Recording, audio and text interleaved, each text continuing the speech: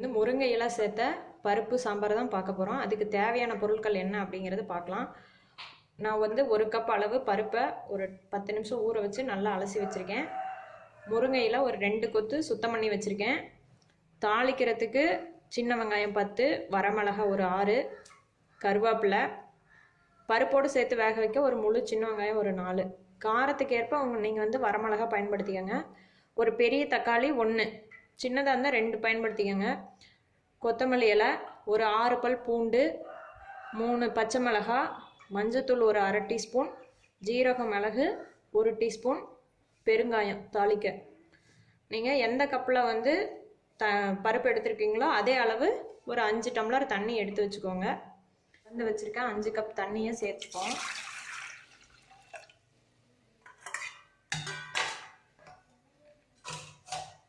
அது கூட பருப்பு. நீங்கள் தண்ணி வந்து ஆரோ வாட்டர் சேர்த்திங்கன்னா கொஞ்சம் சீக்கிரமாக வந்து வேகும். இல்லை அப்படி ஆரோ வாட்டர் கிடைக்கல அப்படின்னா நார்மல் வாட்டரை சேர்த்து இன்னும் 2 விசில் சேர்த்து விட்டுக்கலாம். பருப்பு சேர்த்தாச்சு. அடுத்து தக்காளி, பச்சை மிளகாய், பூண்டு, ஜீரக மிளகு,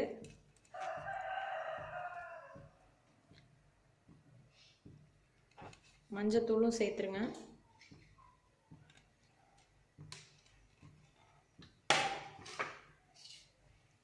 வெங்காயம் நம்ம வேக வைக்க எடுத்து வச்சோம் இல்லையா, வெங்காயம் அதுவும் சேர்த்துருங்க.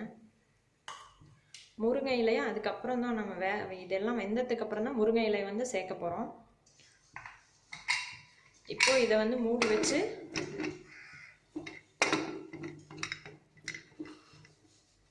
ஒரு 5லேருந்து 6 விசில் விட்டுட்டா நல்லா பருப்பு வந்து கொள்ளைய வெந்துடும். பருப்பு வெந்துருச்சு. இப்போ வந்து விசில் அடங்கின விட்டி ஓப்பன் பண்ணி பார்க்கலாம். பாருங்கள், நல்லா கொள்ளைய வந்திருக்கு. சூடாக இருக்கும்போதே மத்து வச்சு நல்லா மசிச்சு விட்டுக்கலாம்.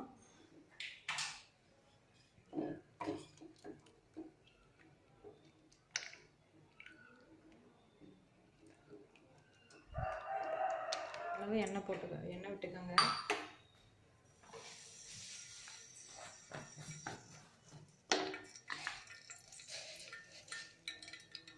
கடுகு போட்டுக்கோங்க.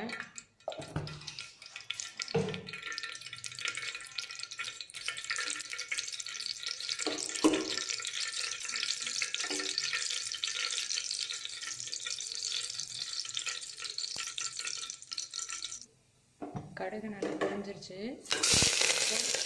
நம்ம வச்சிருந்த வெங்காயம் எல்லாம் போட்டுக்கோங்க. வெங்காயம் வதங்கினதும் கொஞ்சம் பெருங்காயத்தூள் சேர்த்துக்கோங்க. சேர்த்துட்டு நம்ம மசிச்சு வச்சுருக்க பருப்பையும் கலந்துருங்க.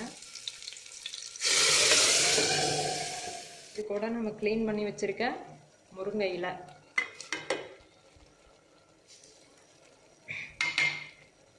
முருங்கையில் ஒரு 10 நிமிஷம் வேகணும்.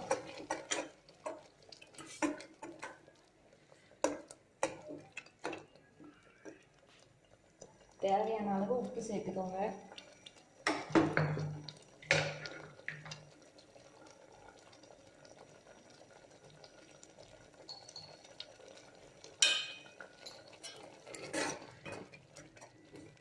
எல்லாம் நல்லா வெந்துருச்சு.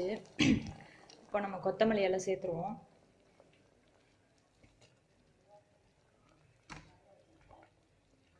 கொத்தமல்லி இலை சேர்த்துட்டு வேற ஒரு பாத்திரத்துக்கு மாற்றிடலாம். முருங்கை இலை சேர்த்த பருப்பு குழம்பு தயார்.